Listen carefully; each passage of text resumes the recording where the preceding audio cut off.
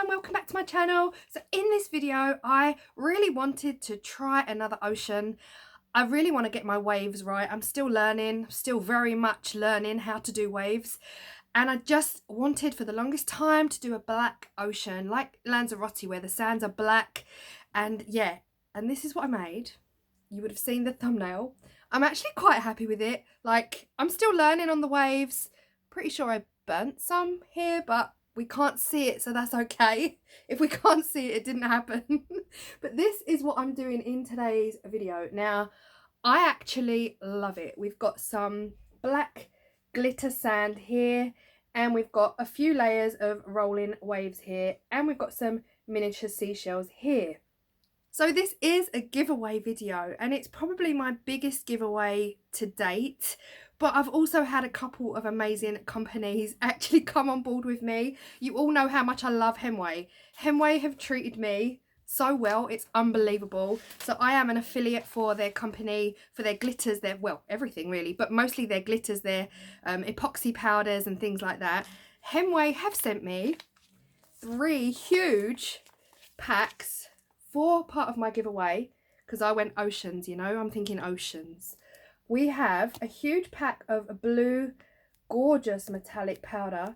We have tiny fine white glitter, and look at this big chunky polyurethane and epoxy glitter for your resin oceans. So not only have we got this, thank you so much Hemway. I'm going to put all the details in the description box down below for Hemway. The next company, some of you may or may not know, I received a lathe from JP Woodwork last November, and I'm not going to go into detail as to why it's been delayed, but pandemic.